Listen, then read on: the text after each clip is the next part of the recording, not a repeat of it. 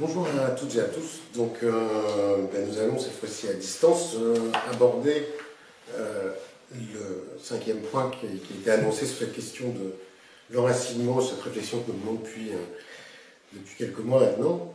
Et ce cinquième point va être consacré plus spécifiquement aux analyses d'Emmanuel Levinas. Pour revenir au point que nous avons pu montrer jusqu'alors, l'idée centrale consistait à soutenir que la critique du déracinement se construit à partir d'une critique de la modernité. Le déracinement serait l'autre nom du mal de nos sociétés contemporaines qui nous installe en permanence dans le flux des échanges des biens, échange des personnes, un flux qui ferait que tout deviendrait interchangeable. Cette critique du déracinement s'accompagne d'un soupçon radical qui est jeté sur la notion de progrès. En effet, ce qui nous apparaissait d'abord comme synonyme de progrès serait finalement ce qui conduit à la catastrophe. Le discours séduisant du nomadisme nous a fait oublier qu'il conduit à une lutte des places. Il nous fait oublier qu'il peut rapidement devenir la justification d'une idéologie brutale, en ce sens où il ne serait rien d'autre que l'avatar de la globalisation et de la crise qui l'accompagne. Nous n'avons cessé de voir comment, face à un tel discours, se construit de manière réactive celui de la nécessité de l'enracinement. Tout d'abord parce qu'il serait, cet enracinement, la condition de l'existence authentique. Nous ne pourrions habiter authentiquement le monde qu'à travers l'ancrage dans un territoire qui nous imprime sa culture, son histoire. Ensuite, parce que faire l'apologie du déracinement, c'est confondre l'économie et la politique. Or, nous avons pu voir les dangers inhérents à ces deux approches, qui sont, pour le rappeler rapidement, celles de Martin Heidegger et de Carl Schmitt. Ce qu'elles ont en commun, à travers cette revendication du sol et du territoire, c'est bien une critique de la modernité et du sujet. D'un sujet qui serait pensé comme une pure abstraction, face à une nature réduite à n'être qu'objet. C'est d'abord que l'homme pensait, et c'est ça le premier sens de la critique, c'est que l'homme pensait comme un tel sujet n'existerait pas.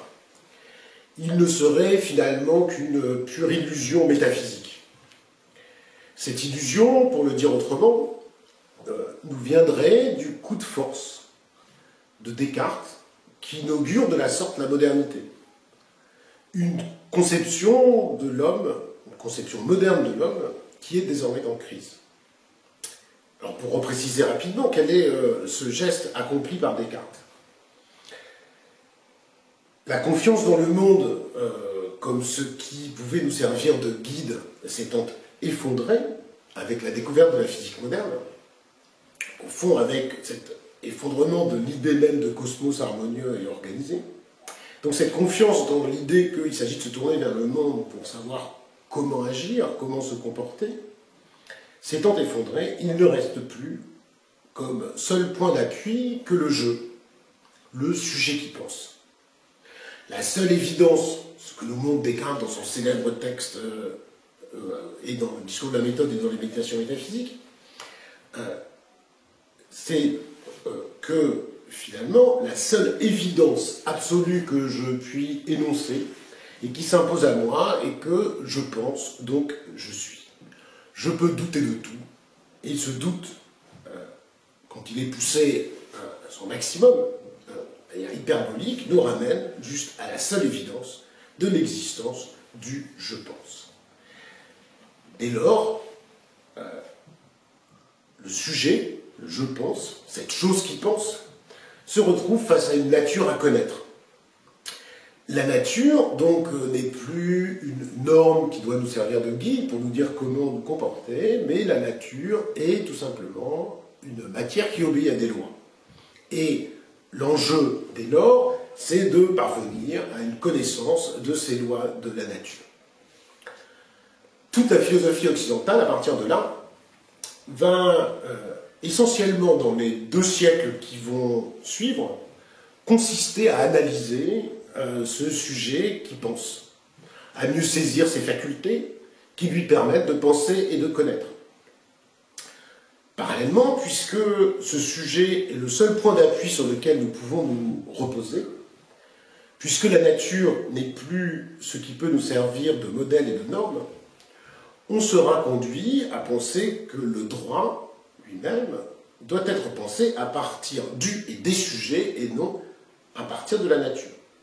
En quelque sorte, pour le dire autrement, on rompt avec la justification naturelle d'inégalité pour finir par penser le sujet de droit et l'égalité des sujets de droit.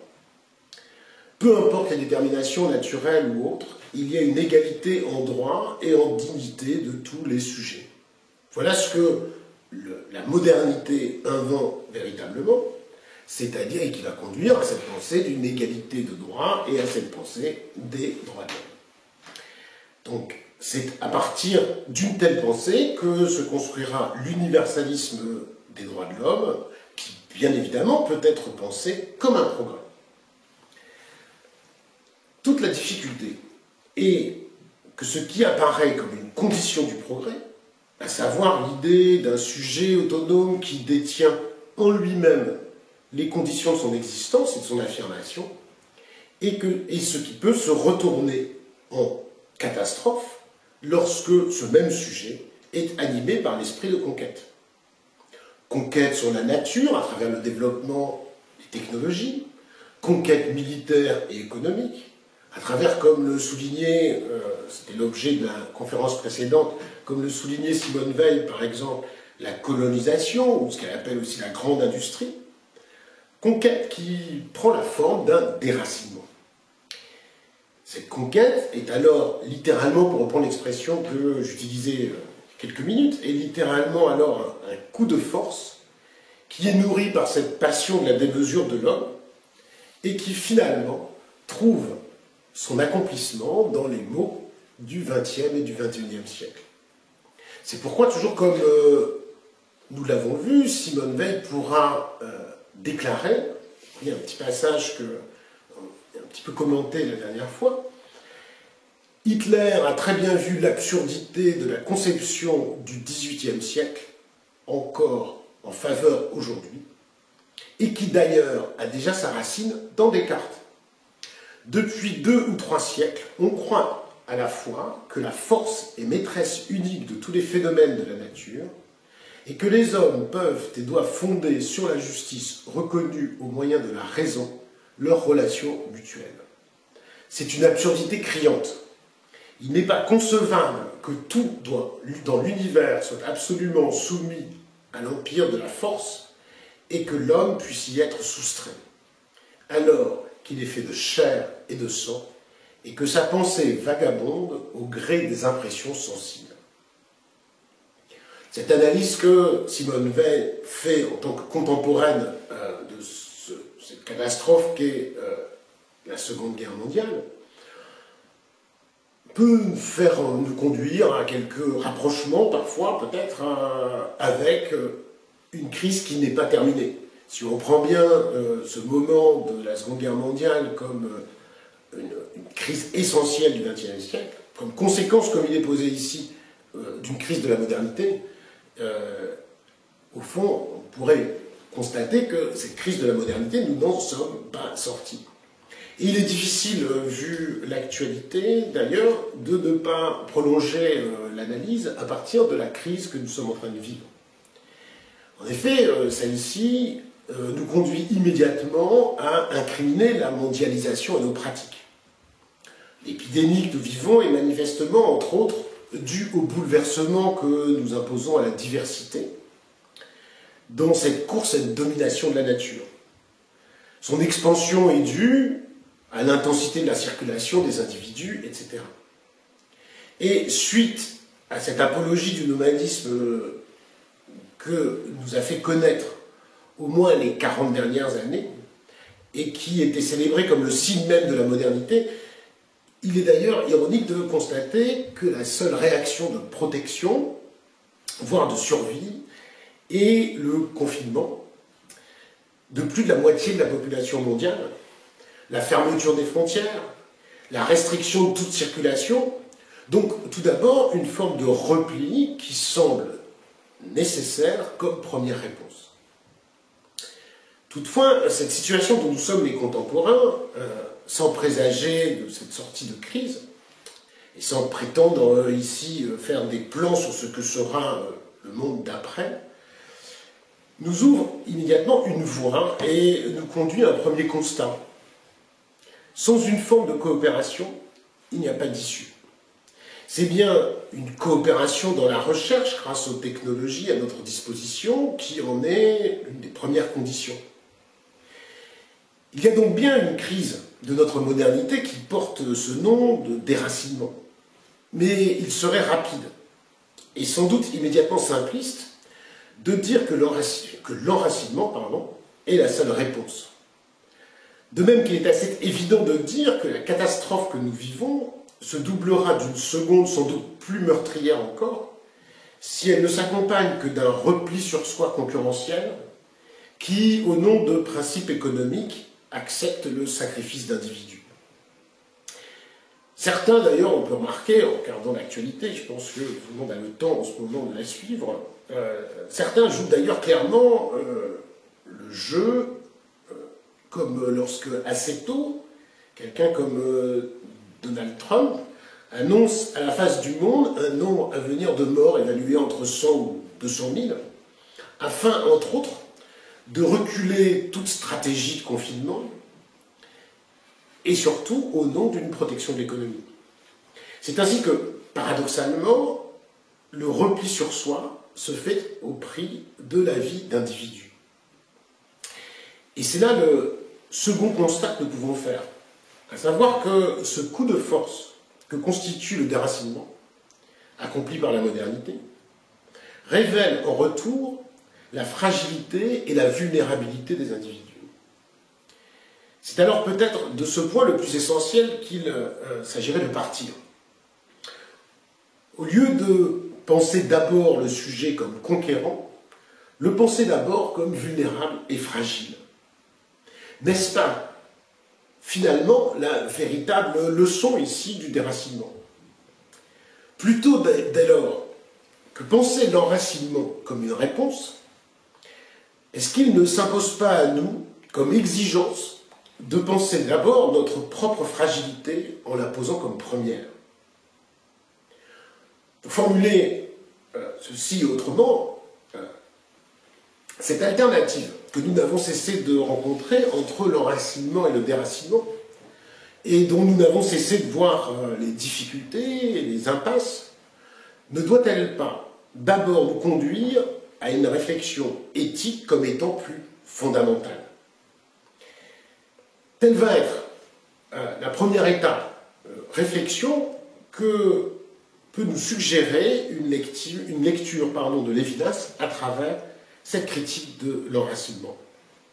C'est-à-dire, plutôt que de confronter, comme nous avons cessé de le faire en permanence, soit la revendication de l'enracinement, soit le déracinement, en construisant dès le début cette opposition entre, d'un côté, penser en quelque sorte du nomadisme et face à la pensée de la sédentarisation, est-ce que, plutôt que de continuer à être pris dans cette alternative qui semble nous conduire à ne pas pouvoir nous en sortir, est-ce qu'il ne faudrait pas, pour essayer d'en sortir, commencer par se demander ce qu'une pensée du déracinement peut nous conduire à mieux saisir de ce que nous sommes.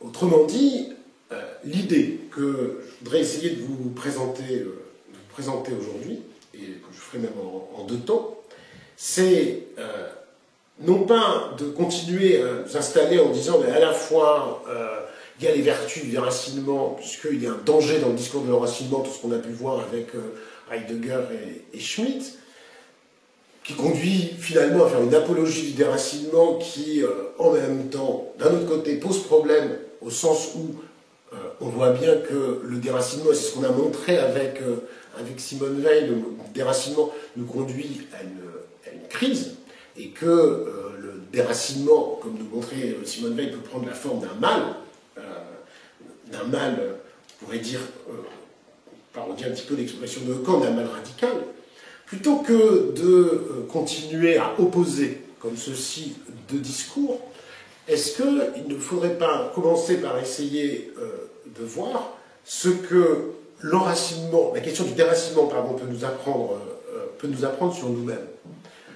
Je prenais cet exemple de la crise contemporaine que nous sommes en train de vivre, parce qu'on voit bien que si on la pose, on y voit clairement, au fond, cette tension qu'on a cessé de montrer depuis le début.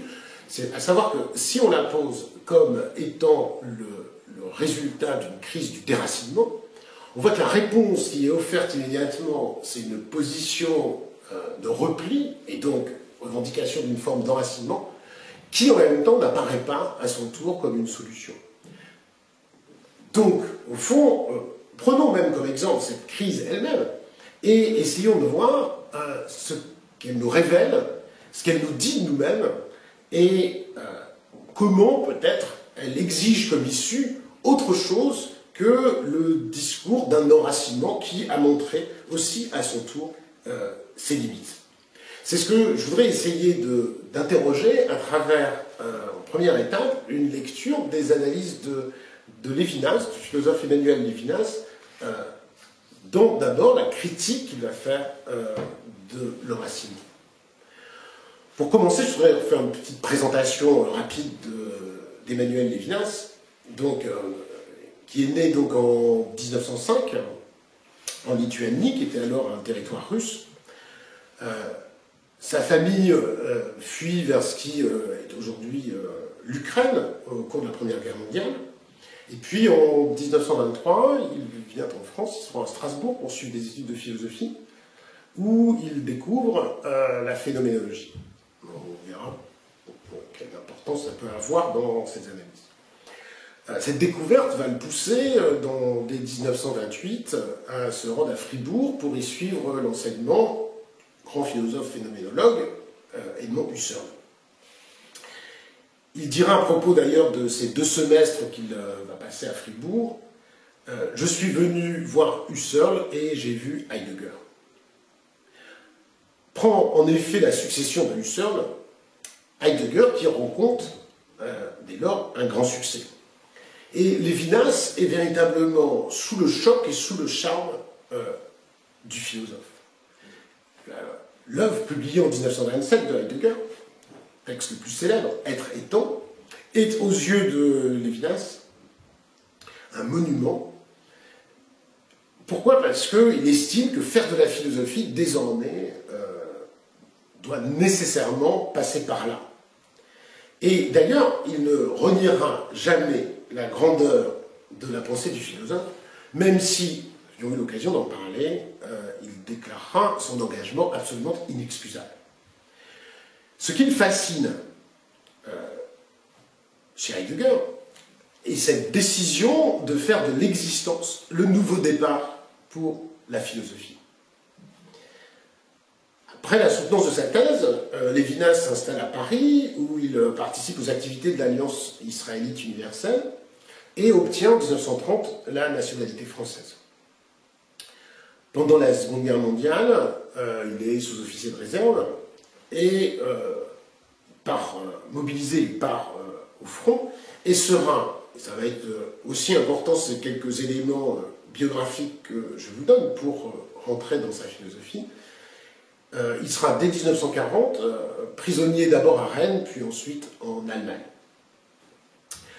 En 1945, il est choisi par René Cassin pour prendre à Paris la direction de l'école normale israélite orientale, qui forme les enseignants de l'Alliance israélite universelle. Et ce lieu deviendra son lieu de résidence, et il occupera ses fonctions jusqu'en 1979, tout en poursuivant sa réflexion philosophique et en enseignant à l'université, donc d'abord à Poitiers, puis à Nanterre, puis à la Sorbonne. Il meurt à Paris en 1995.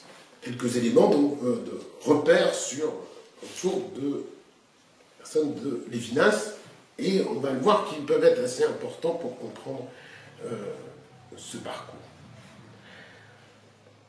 Si Lévinas est l'admirateur au premier abord de la pensée de Heidegger, il va pour autant fondamentalement dans sa philosophie faire une critique de l'enracinement. Et c'est cette première étape que je voudrais vous montrer là dans un premier temps, à savoir sur quoi repose cette critique de l'enracinement.